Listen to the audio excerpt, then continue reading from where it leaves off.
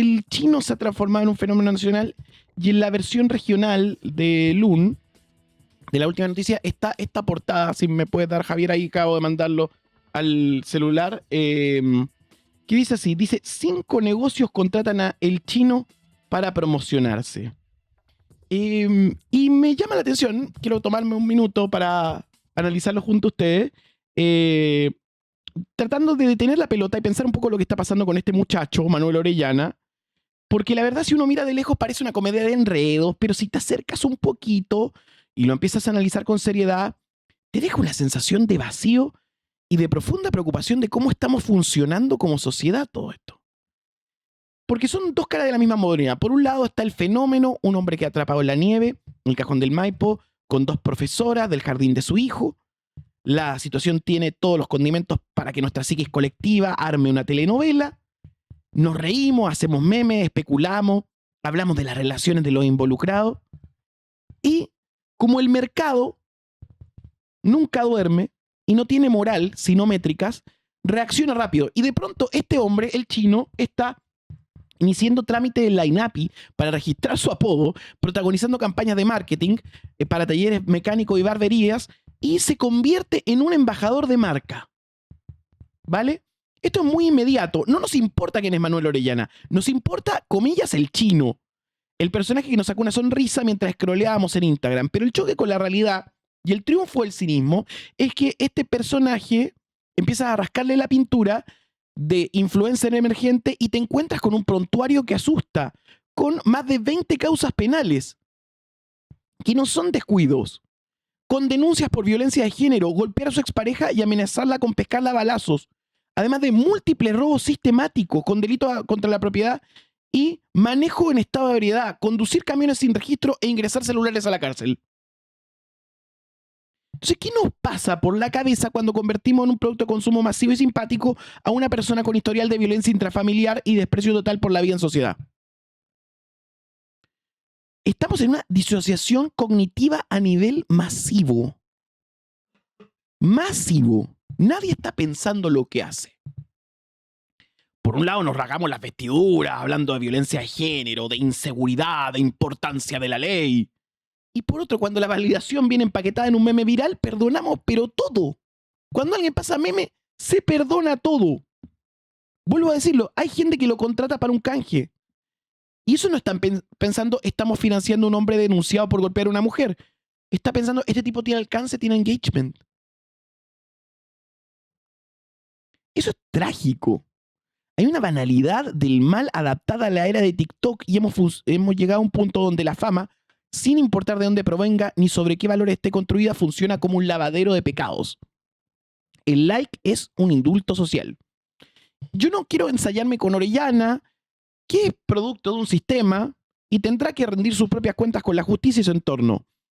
Yo creo que se trata de mirarnos a nosotros al espejo.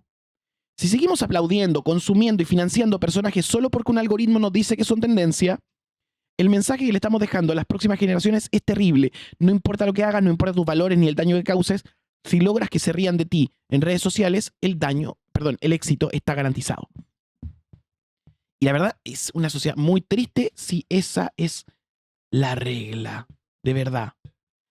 Es una reflexión que quería dejarle acá en turno, el primer canal de stream a las 8:10 de la mañana. Muchas gracias a los 1000 que están ya conectados en este momento para poder conversar. Y también hay otro temita ahí dando vueltas, pero por supuesto siguen los coletazos del asunto de Ítalo Omegna apareciendo en redes sociales, siendo todavía discutido, sorprendido a algunos medios con la autodefinición de Omegna de humorista. Oye, perdón, ayer hicieron un directo en la cofradía. Nuevamente apareció ante el ojo público Ítalo Meña y me di cuenta que no aprendió absolutamente nada. Destrató a los compañeros del sentido del humor, especialmente a Cintia. Mucha violencia de género, la trataban, de verdad, ni siquiera puedo replicar las palabras. Y acá yo me doy cuenta que esas disculpas baratas que dio, en Sin Filtros, fueron una mentira. No entiende y se lo toma con total liviandad. No es comprender el entorno que estás habitando. O está comprendiendo muy bien el entorno que está habitando. Puede ser también. Porque, ¿Por qué lo dices? como hemos hablado, parece ser que lo único que valida a la otredad hoy en día, a propósito de lo del chino, como partimos en el programa, es la agresión y la normalización de estos discursos. Vamos a hablar de esto, de la machósfera, en los próximos minutos acá en Turno. Vamos a tener a un destacado columnista de Le Monde Diplomatique para poder entender qué significa todo esto. Pero quiero hacer una pequeña introducción sobre una idea que le di vuelta a mi querido Feluca, si podemos bajar. Hay un momento en que la política, cuando se queda sin ideas, decide disfrazarse de comedia. Si eso es Omeña. Omeña es un tipo que viene de la política, viene de las fundaciones. No para hacer reír, sino para ver hasta dónde puede empujar el límite de lo tolerable sin pagar el costo de sus palabras. Toda esta controversia protagonizada por Omeña, asesor parlamentario y militante del Partido Nacional Libertario en Chile, quien se escudó en una justificación insólita frente a los medios, que dijo: no supe calibrar mi rol humorístico, nos obliga a parar la pelota y hacer una pregunta que parece sencilla, pero profundamente filosófica. ¿De qué nos podemos reír y qué es verdaderamente lo hiriente? ¿Ok? Cuando un operador político sentado en un set de streaming hace mofa de menor edad y niños con trastorno del espectro autista TEA bajo la etiqueta de humor negro, no estamos frente a una rutina humorística fallida. No, no, no. Estamos frente a un síntoma de época, que es lo que hablamos al principio del programa. La banalización del daño como estrategia de pertenencia tribal. Por eso yo no creo que Omeña sea tan ingenuo. Yo creo que no es nada ingenuo. Él entiende a la audiencia, entiende los deseos de esa audiencia y les entrega algo que nos parecerá a nosotros malo, pero que ellos disfrutan. Entonces, para entender qué pasó con Omeña, primero hay que entender de qué sirve la risa. Thomas Hobbes, en el Leviatán, decía que nos reímos por una gloria súbita, una pasión que surge, de observar la imperfección o inferioridad de los demás para sentirnos temporalmente superiores a ellos. Es la risa como un acto de dominación. Y hay otro ensayista, Henry Bergson, que en su clásico ensayo La risa, del 1900, plantea algo súper interesante, que es que la risa requiere de una anestesia temporal del corazón. Para reírnos del dolor o de la torpeza ajena, debemos suspender por un segundo la empatía y la compasión. El problema ocurre cuando esa anestesia del corazón deja de ser temporal y se convierte en un proyecto político y cultural, que es lo que estamos viendo. En la teoría de la comedia moderna existe una regla de oro acuñada en el stand-up comedy de los gringos, que es golpear hacia arriba contra golpear hacia abajo. El humor hacia arriba desafía al poderoso, al rey, al sistema, al dogma, al tirano. Tiene valor corrosivo, liberador y libertario, en el sentido clásico del término, ¿ok? Libertario. Y el humor hacia abajo ataca al vulnerable, al excluido, a la minoría, o en este caso a los niños con neurodivergencia. Eso no es rebeldía ni transgresión, es abusar de una posición de privilegio haciéndose el gracioso. Entonces, hay una frase de Chris Marker que ha sido atribuida a otra persona que se llama Boris Vian, que es: el humor es la cortesía de la desesperación. Y hay un punto que es que cuando el humor se convierte en la cortesía de la crueldad, deja de ser comedia para transformarse en agresión, y eso es lo que parece que no entiende. Entonces, hay un debate que es: ¿qué es lo hiriente? El límite entre la incomodidad y la deshumanización. Se suele repetir un dogma absolutista. Con el humor se puede hacer de todo, no hay límites. Es una verdad a medias porque estamos en una sociedad libre donde nadie debería ir preso por un chiste, pero toda libertad de expresión conlleva una responsabilidad ética y una sanción social. Entonces, ¿qué es lo hiriente en el caso Omeña? No es la transgresión del pudor burgués ni la incorrección política. Hay dos dimensiones en que se desglosa lo hiriente en el caso Omeña.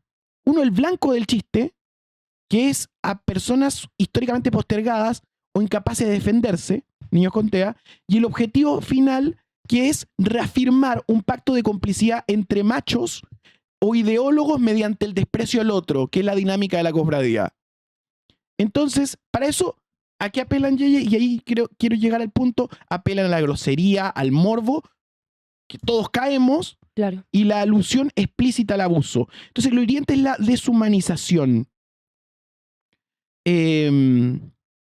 Lo que lastima, yo creo, a muchas familias chilenas sobre esto no es no entender un chiste, es comprobar que para un sector del aparato público, porque él era asesor parlamentario, el dolor y la condición de sus hijos son solo material descartable para cosechar un par de carcajadas cómplices en un streaming de internet.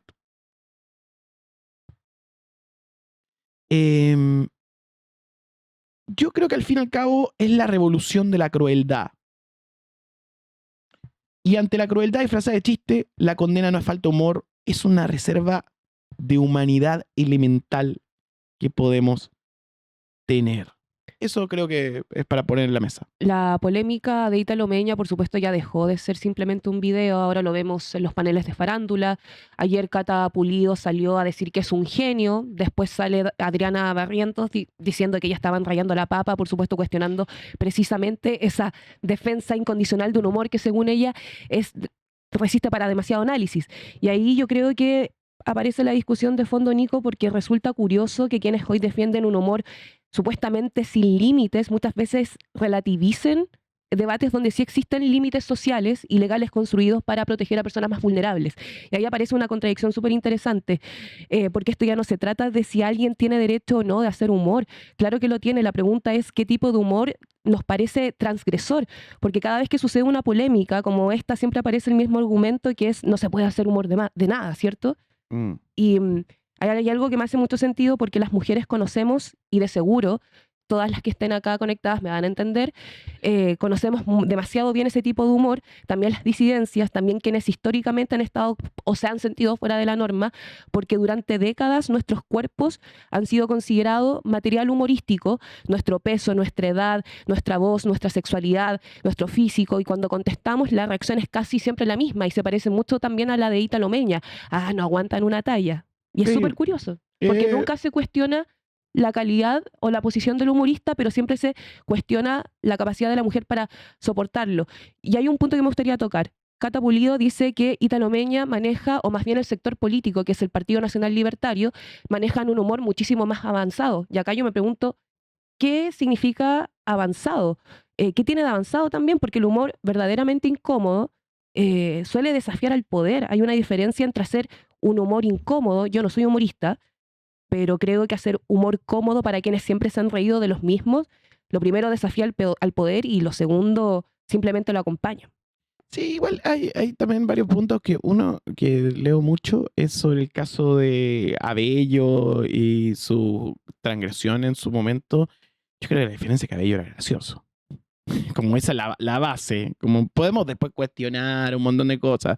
Pero en ese contexto era gracioso. Yo creo que esto no es gracioso. Es tan simple como eso.